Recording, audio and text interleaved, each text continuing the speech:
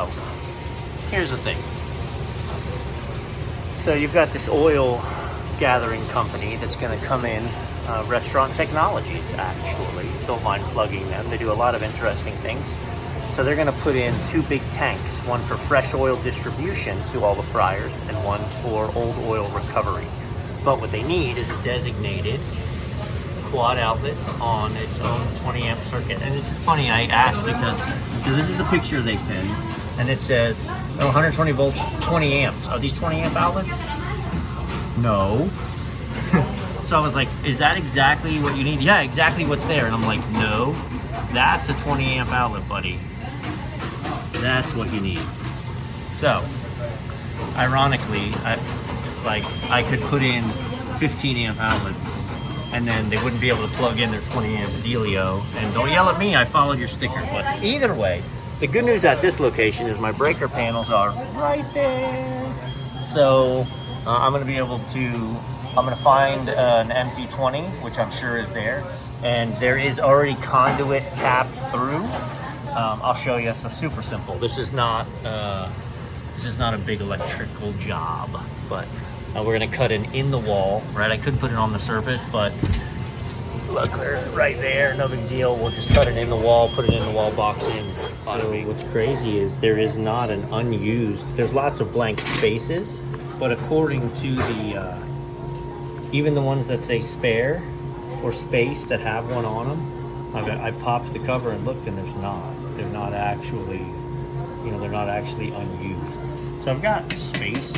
I was hoping, again, save materials cost and use an existing breaker, but not gonna happen. So I'm gonna install a new breaker into town. Breakers and disconnects. There's a brand new Square D20. That's what we need. Okay, so I grabbed the wrong breaker. I need a Square D bolt-on, so same difference, but it's just a bolt-on. Attaches a little different. Clicks in there, bolts in. Not gonna hold the phone and do that. All right, listen, I don't want to hear it from the super Sparkies, okay? I'm sure there's a better way, but so what we've done here, thankfully the original electricians, whoop whoop, let's get a light on. Original electricians left empty conduit stubs.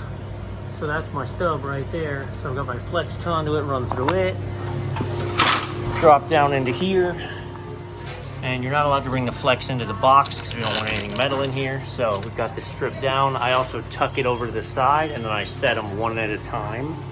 But I'm not gonna set this side until I get the other side outlets put in. But we're going to number 10, our ground, and then our neutral. Some of you guys probably already saw it. I missed it. 3 was empty. 6, 2, 4, 6, 8, 10. 6 was empty. Boo. Well, they're getting a new breaker anyway. I was shooting video. I've been doing all the rest of this without. So I ran it down. I left 6 inches of line out this end. Jumpered them together, put them out. We got, we're on breaker 210. I'm reaching sideways. That's our wrote it sideways. But again, you see what I mean about the pictures. That's what they needed put in, not that. Anyway, D10, I've labeled it in the breaker too, but this way, when the guys come to do whatever they need to do, it's always kinder to put on there that. So I got 120 volts, all 4 outlets properly grounded on a dedicated 20 amp breaker. That's it.